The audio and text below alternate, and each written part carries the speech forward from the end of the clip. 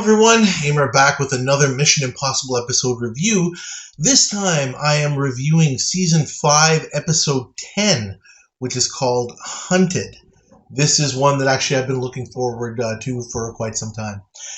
Interestingly, this one starts out without a cold open. It starts out in the standard way with Jim receiving his mission. He drives up to the beach in a big blue convertible this time, the blue one this time, and gets instructions inside a trailer. The mission is to rescue Dr. Frederick Kolda, who is ill and being held without proper treatment, from the country of East Victoria so that he can continue his struggle against the oppressive all-white government. Off we go to South Africa, East Victoria, where we find Dr. Doug and an assistant going to Kolda's hospital room. The assistant uses thermite to break open the window bars while Doug briefly administers treatment. Paris, Jim, and Dana are waiting in a van below as an evacuation slide is set, and Kolda is sent down and put in the van. And Inspector Banco arrives to interrogate Kolda and orders Doug and the other guy stopped and arrested, seeing that Kolda is no longer there. Doug manages to escape, but the other person is shot in the leg, barely able to make it out, and not able to get to the van in time before Jim orders a team to move out. Police sirens are heard, and the street clears. The man heads to a sewing shop, holding a gun, and finding a young black girl there, but collapses. The girl takes a closer look, and is shocked to find that the man is wearing a mask. It's Barney. Barney wakes and tells the girl, Gabby, not to let the police find him. Banco orders the borders closed, but the IMF anticipated that, rendezvousing with a helicopter, with the IMF members all telling Jim that they aren't leaving Barney behind. Kolda is loaded into a helicopter, and Jim tells the pilot to come back at 6 p.m., which is just before radar will be reestablished. Apparently the IMF sabotaged it. Barney hears a knock at Gabby's door, realizing that she is deaf. It turns out to be her cousin Luddy, who is there for dinner. Luddy tells her about the manhunt and the quest to rescue Kolda, says he needs some money to spread around to find information so that he can collect the reward for turning the fugitive in. Banco orders a search while at the IMF safe house. Jim sets up Paris to be the wounded white man they are looking for in another part of the city so that they can search in peace and throw the cops off track. Meanwhile, Gabby finds that Barney has left the room in an effort to go to the safe house and chases after him, finding him surrounded by police cars. He pretends to be drunk to fool the cops, and it works. Limping Paris goes to a pharmacy, asking for morphine at gunpoint. The pharmacist triggers a silent alarm, and his assistant sees Paris's wounded gun and alerts the police. Barney asks Gabby for help to get to the safe house, but she sadly has no way to do so. She doesn't have a car, any transportation. Barney thanks her for her help and starts to head off, but realizes that the cops are still everywhere, and he has no chance, so he decides to go back to her place. Banco moves the search, as Jim anticipated, to the pharmacy area, leaving Patrolman Jim and Doug in a squad car, overhearing on the police radio, with Sergeant Jim getting information from the few police that did stay behind, as Paris continues to roam around the neighborhood to lead the cops around in a wild goose chase. Gabby puts Barney in a hidden room, and he prepares a knife for her to take out the bullet, which she does, causing him to pass out from the pain. When Barney wakes up, he asks Gabby about why she has a secret room in the first place. Gabby uses a chalkboard to remind him that he promised her a surprise after the bullet was out. And the surprise is that he's learned some sign language to communicate with her, and has also learned her real name, which is Mariana. She shows him a newspaper clipping indicating that her father was shot by Banco many years ago while escaping from a rebel camp where they lived with Kolda. Barney surmises that her inability to hear and speak might be psychological rather than physical. There's a knock at the door, and Gabby finds herself face-to-face with Jim. She indicates that she can't hear or speak, so Jim does a search but has no clue about the secret room, of course, so heads out. Barney tells Gabby to go to the safe house to tell the IMF where he is. Paris's next stop is a factory where he demands some food from a worker. Behind him, another worker sends a heavy object towards him, which knocks him to the ground with a heavy shot to the gut, but he manages to keep a hold of the gun and heads out, heading towards their pickup point. Dana watches as Gabby approaches the warehouse with a patrol car right behind her that, of course, she can't hear. After the police approach her, she dashes off in a different direction. She returns and Barney tells her she did the right thing. She offers to go back, but Barney thinks it's too risky. He tells her that he will take her with him, and perhaps there are doctors who can help her. Dana tells Jim about Gabby, and she hops in the car with them. They head back to Gabby's place, but Luddy arrives there first to get some more of her money. He finds Barney's clothes with bloodstains on them and calls Inspector Banco, as Gabby looks on helplessly at first, but then decides to try and stop him. There's a struggle as the IMF enters. Luddy is thrilled that he'll get the reward, but Jim knocks him out. Gabby is still apprehensive, but decides to trust Dana when she says they're Barney's friends and opens the secret door. All are reunited, and the five of them get back to the car. Banco arrives shortly after and discovers the escape, with Luddy wondering why Banco's men hit him. Paris calls Jim and tells him he's at the nearby dam and will try to get as high as he can so he can be picked up. Banco orders the entire force to find that car, and one spots him as they head towards the helicopter landing point. Jim shoots out a tire to delay them, and they make it to the chopper with Banco in pursuit as well, but much too late. Paris is spotted near the dam by the police as he heads up a tower elevator. The chopper arrives with the cops not far behind, and Paris manages to climb up the ladder as the IMF escape. Mission accomplished. I'm going to wait to give my grade until the end for this one. I'd like to kind of go through a little bit of the discussion first. Obviously, the good here, if you watch the episode, you know exactly what I'm going to say. This episode is single-handedly carried by Tatanisha as Gabby, Mariana. We are absolutely rooting for her the whole time. I mentioned a few episodes ago in Butterfly about how there was the incidental character of Nobu Kellam in that one. And I talked a little bit about the whole idea of an incidental character. Somebody who's not directly involved in the plot, not part of the mission, as part of what's in the mission tape, the mission instruction, shall we say, but somebody who gets involved, and we end up really rooting for that person. She's probably the prototype of what an incidental character should be on this show. Can't say enough good things about her. She won an NAACP Image Award for her performance in this episode. It is absolutely well-deserved. One thing that I find absolutely amazing is, this is mind-blowing, she was only 17 while filming this episode. 17. And she carries herself like an absolute pro with her performance, with no dialogue. I'm just with that, just as Gabby is unable to speak for whatever reason, I am speechless at that. I don't know what else to say. I think it really, really speaks for itself. It's difficult for me to think of a guest star who has this level of performance with no or minimal dialogue. The only one that I can think of off the top of my head, as I mentioned when we were talking about incidental characters, is Brooke Bundy as Catherine in the episode The Controllers from season 4.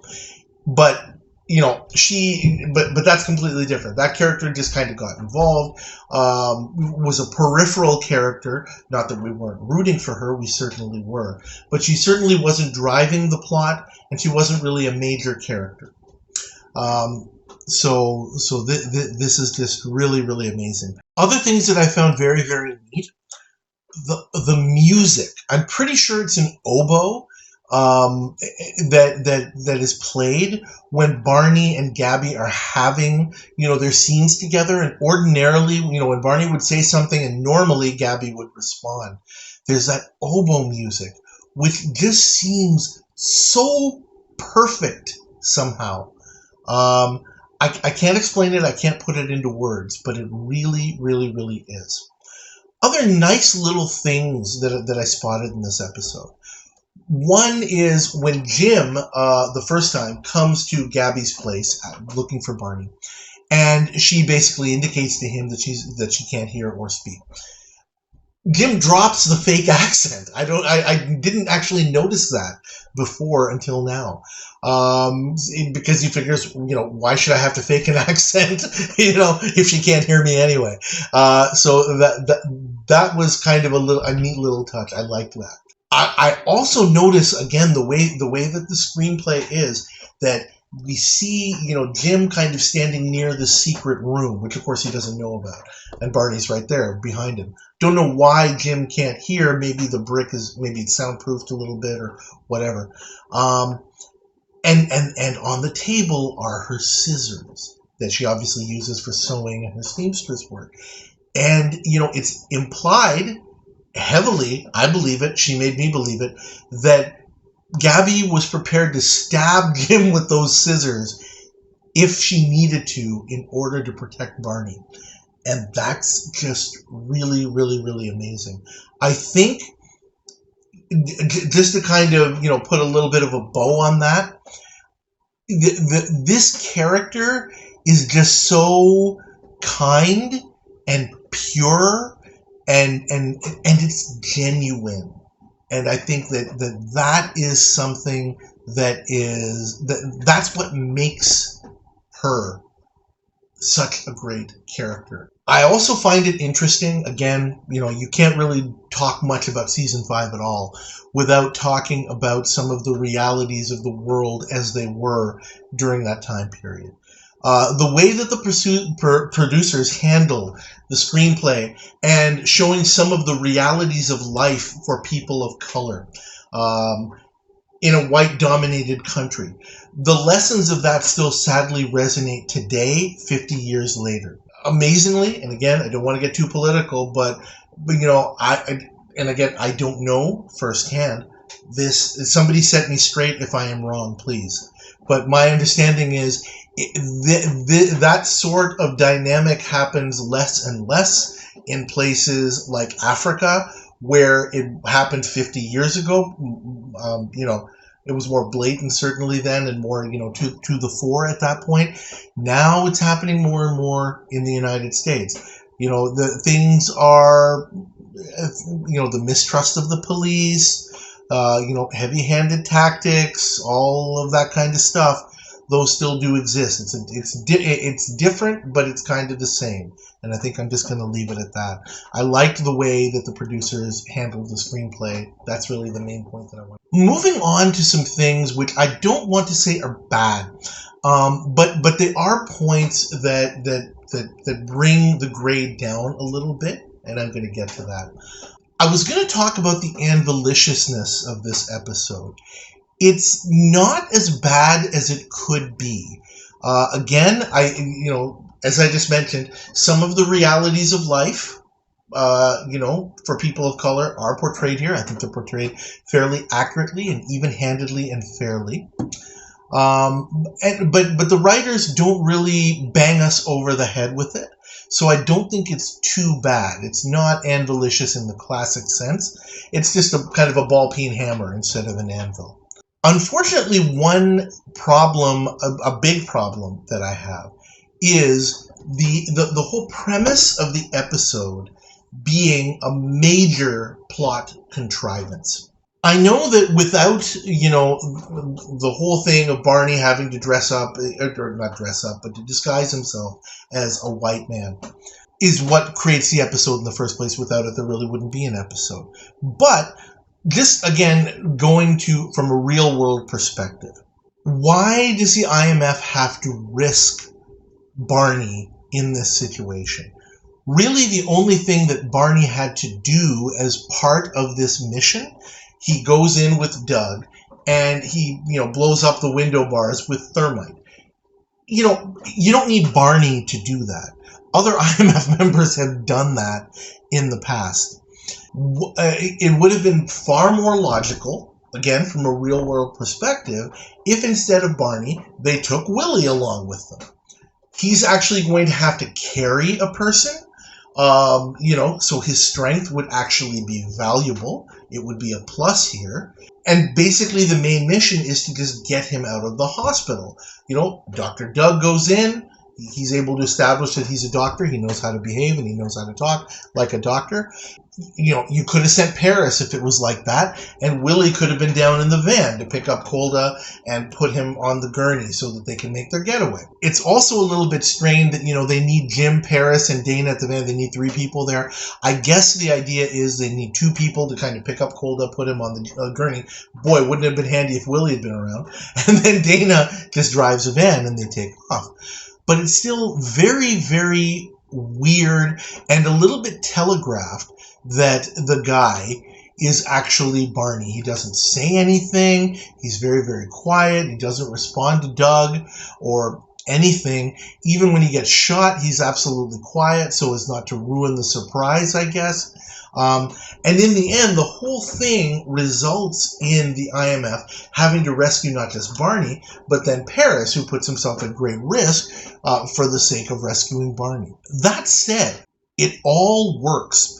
I am willing to forgive all of that just because of this episode being so great because of Tatanisha's performance. It's that special and unique, I feel, that, all of the things that I said that weren't great can be overcome. To get to my grade, I can't say that it overcomes those problems enough to put it up at a super, super, super high level. I certainly don't think that this is a candidate for an S or anything like that. But I am going to give it a strong A. For again on the basis of Tatanisha's performance, and also even the sequences at the end were pretty neat. Visually, the police chase, Paris, climbing and up that tower elevator, and the use of the helicopter and that sort of thing probably costs a fair bit of money to get a lot of those shots. Is what I'm thinking. So visually and physically, I would say that's also really, really good, and that's why I think I'm comfortable giving this episode an A overall. And I think that's about it. Really, I can't say much more because everything revolves around Tatanisha's performance. So I'll leave it at that. Thank you as always for watching. Please like this video and this episode review. Please subscribe to my channel if you haven't already, and please leave your comments.